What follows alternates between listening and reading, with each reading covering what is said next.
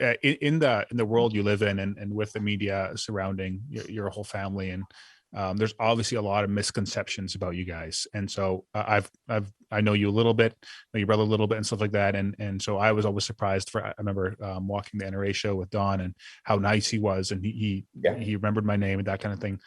What are some common misconceptions that are just widely believed in the mainstream, that just are false, that bother you the most? Obviously, Yeah. there's a ton. Every politician, everyone in the political world has that. But what are some ones that you're just like, that irk you? Yeah.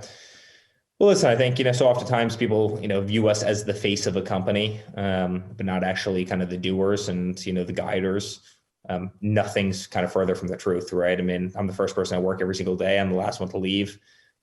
Probably bear more responsibility than any person on every aspect of the company. Have to be in 100 places all at one time, always.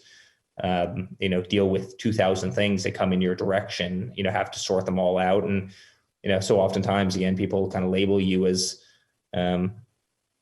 frankly, they're probably not wrong, right? So many celebrities out there who, can show up to a cocktail party, smile, take a picture, and then go sit on a boat in the Med for 3 months. That's not us. I mean, we don't vacation, very, very rarely. I'm in the office all the time. And, we don't stop. Our cell phones don't stop.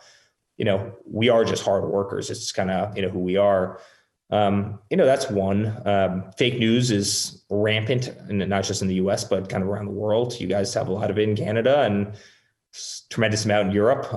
England probably makes us both look, nice, civilized in terms of the media, but the amount of things that get said about us every single day is just, it's horrible. And they're never based in fact. There was a story the other day talking about me using a burner phone for the last 4 years.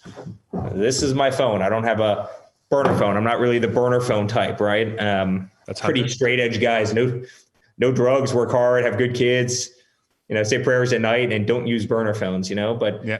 the story will literally pick up traction based on well, somebody told, an unknown source said that, Eric used a burner phone. I'm like, you freaking kidding me? It's like, where are you getting this? I'm tucking my kid in at 8:00 at night. What could I possibly, so you have all that stuff every single day.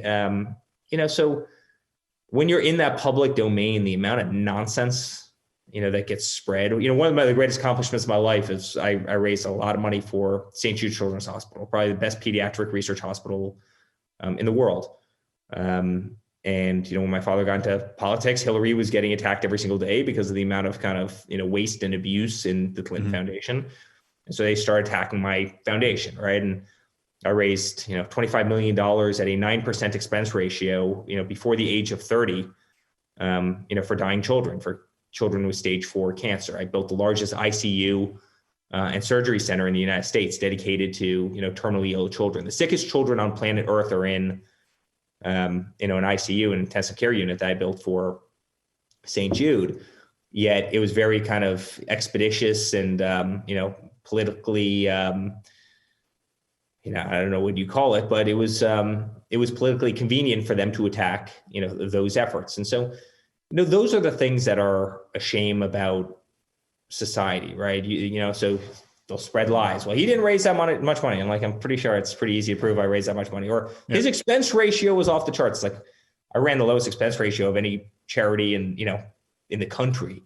Yeah. They funneled money to themselves. I'm like, guys, if I have a 9% expense ratio and all that money is going to St. Jude, meaning it's hitting their books, which is all very publicly reported in the United States, like, how can you, and you just, there's a lot of nonsense. I won't use the word on, nice podcast, but just a lot of BS that gets, spread about people, a lot of misconceptions that get spread about people. And, it's infuriating, but, again, it comes with the territory.